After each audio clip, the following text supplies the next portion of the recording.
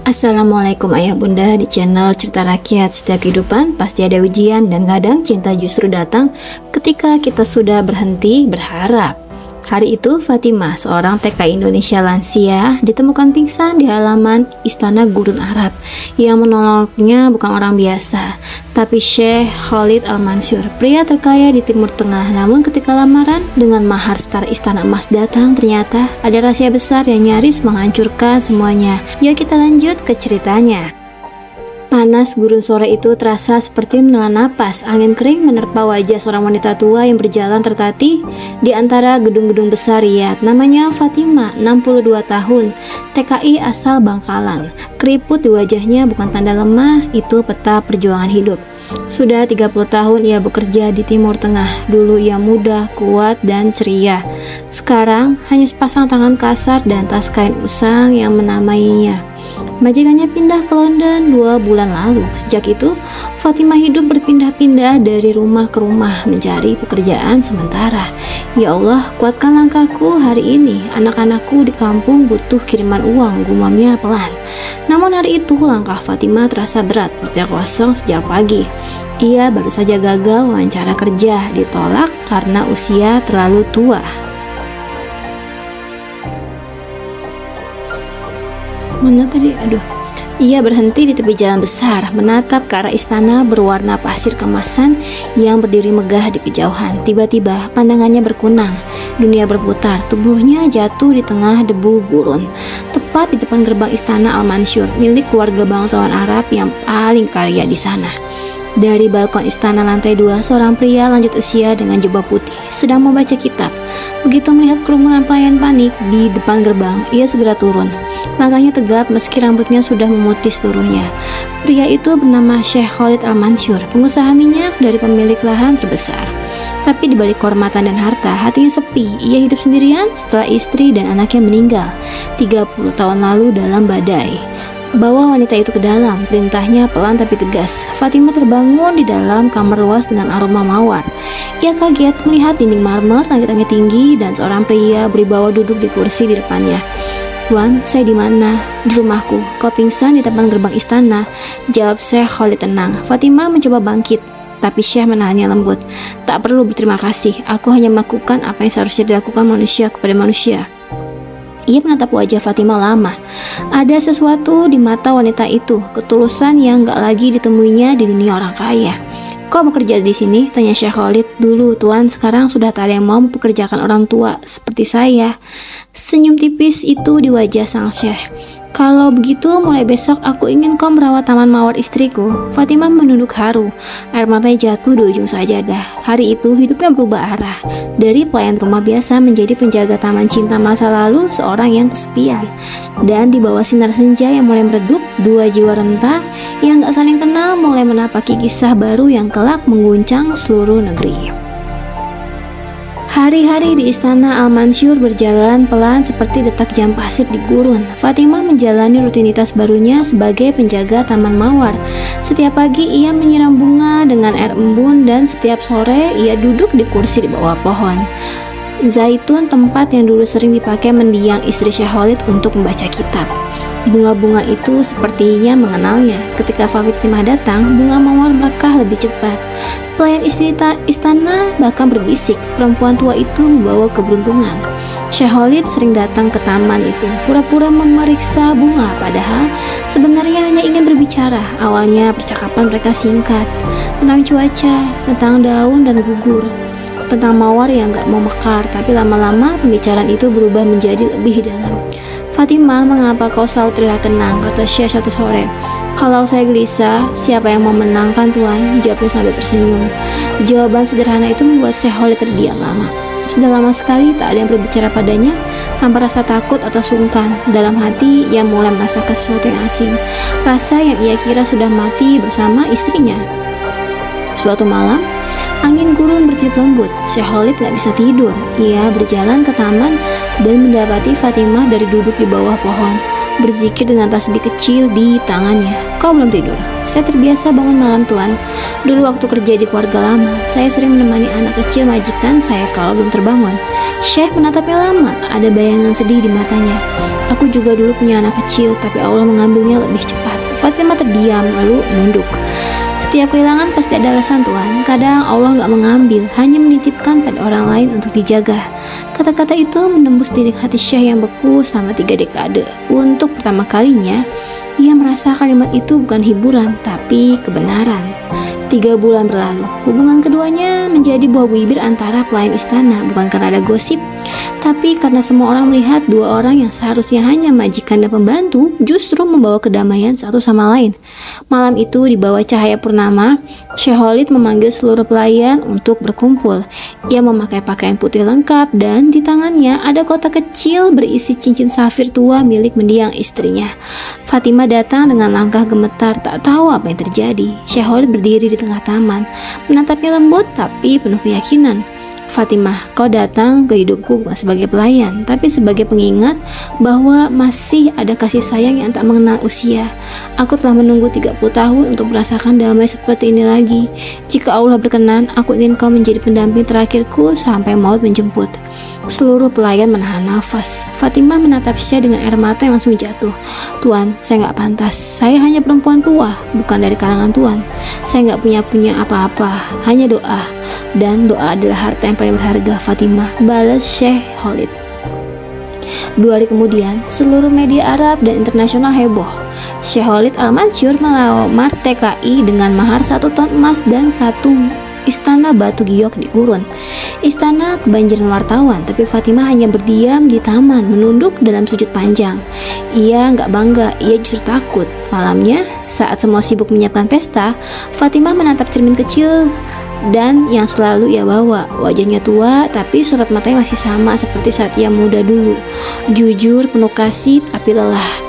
Di luar kamar, Syekh Khalid berdiri diam. Ia mendengar semua kata-katanya, tapi memilih nggak masuk. Ia hanya berbisik pada dirinya sendiri. Cinta sejati nggak datang di waktu muda, tapi di waktu yang tepat. Malam itu, di bawah langit gurun yang berkilau, dia jiwa senja bersiap menuju pernikahan yang akan mengguncang dunia. Namun mereka sadari, di balik kemewahan mahar emas itu tersimpan rahasia lama yang siap terbuka. Hari-hari menjelang pernikahan terasa bagi aneh Fatimah.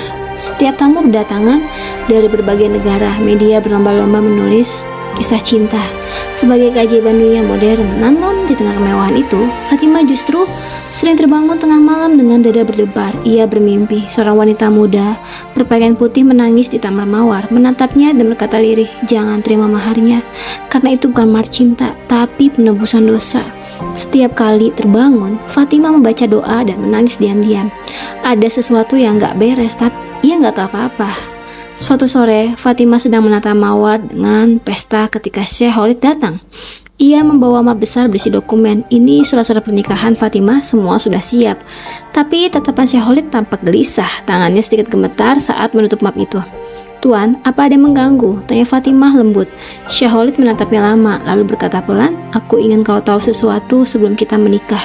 30 tahun lalu aku kehilangan segalanya dalam badai besar. Istriku, putriku, dan seorang pembantu yang sangat setia.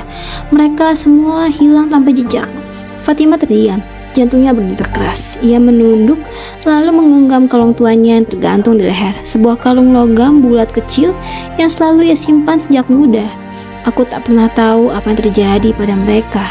Tapi setiap kali aku melihatmu, entah kenapa aku merasa telah mengenalmu." Air mata mulai jatuh di pipi Fatimah. Ia membuka kalungnya, memperlihatkan isi kecil di dalamnya, foto lama. Seorang bayi perempuan dalam pelukannya, dan yang di belakang, seorang pria Arab muda tersenyum. Pria itu adalah Syekh Khalid muda.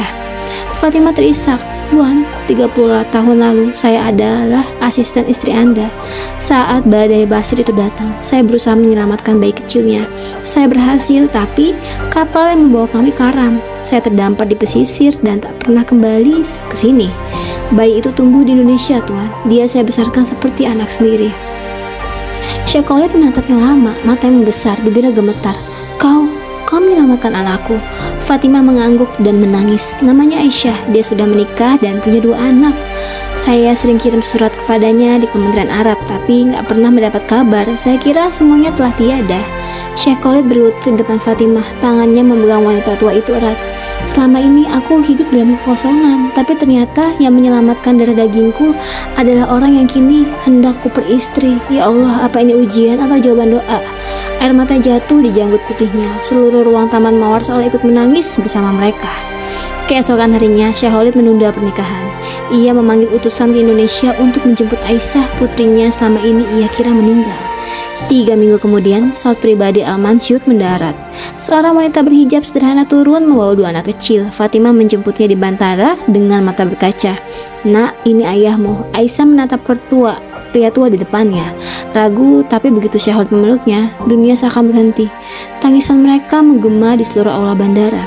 Fatimah berdiri di belakang menahan air mata bahagia. Doanya selama 30 tahun akhirnya terjawab.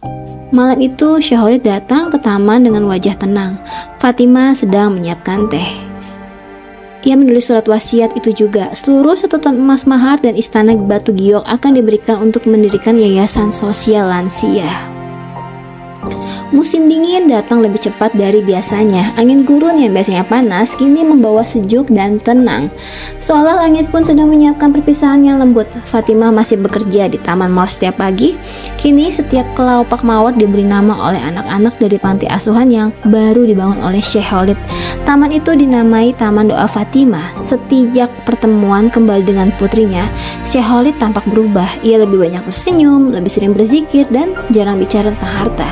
Kehidupan istana kini penuh tahu anak-anak yatim yang pernah pekerja lansia dari Indonesia yang bekerja di yayasan barunya.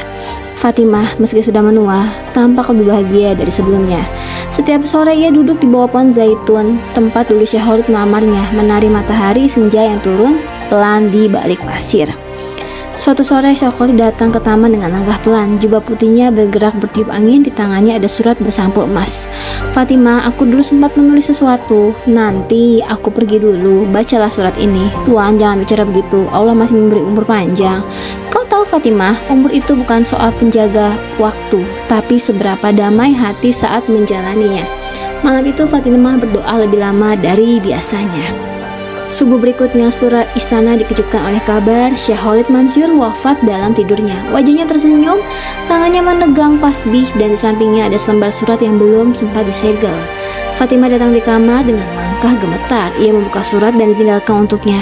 Tulisannya lembut dan rapi dengan tinta emas yang hampir pudar. "Fatimah, aku sudah terlalu lama hidup dalam kesombongan dunia. Kau datang bukan untuk menjadi pendampingku, tapi jadi pengingatku.